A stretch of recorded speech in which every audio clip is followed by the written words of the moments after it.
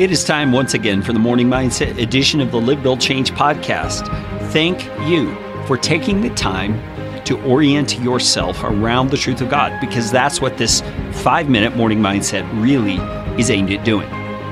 And if you take the time, not necessarily only with the Morning Mindset, but just even in your own effort to orient yourself around God's way of doing things, you're setting yourself up for a successful day. Now, that doesn't mean all your interactions are going to go smoothly and happily. It doesn't mean you're going to make tons of profit at work. What it means is you, in the way you live life, will be successful in God's eyes, and that is what matters.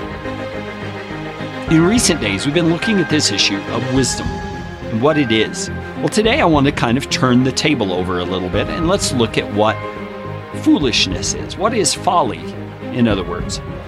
The writer of Proverbs, Solomon, in chapter 9, has a section right at the end where he portrays foolishness as a person, as a woman, and characterizes what she would say and how she would appeal to the people around her. And if you remember, he's done this with wisdom already, characterizing wisdom as a woman as well.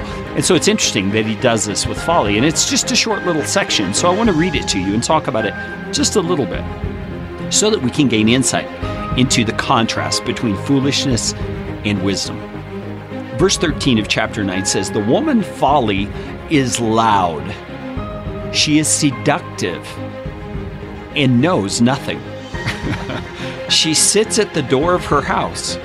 She takes a seat on the highest places of the town, calling to those who pass by, who are going straight on their way.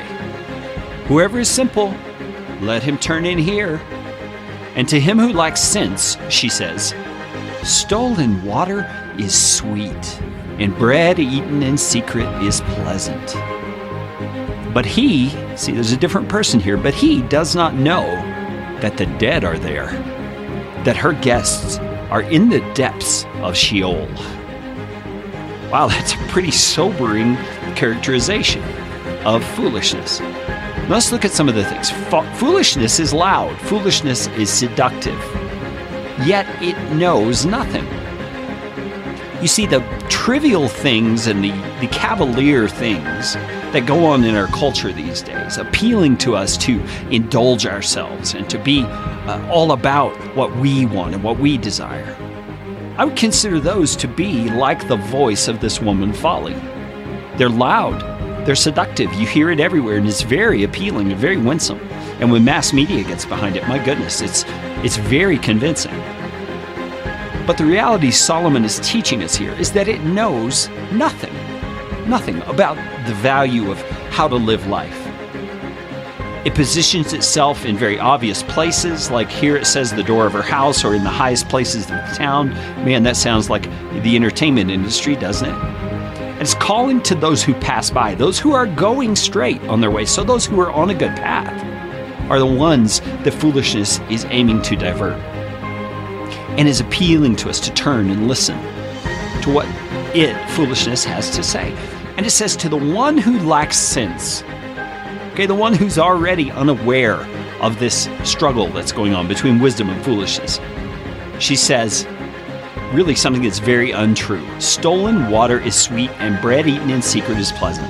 What does that mean? Well, it's an appeal to a person to do wrong, because there's this sense that it's going to be enjoyable, or it's going to be good for you. It sounds like the serpent in the garden, the things he said to Eve.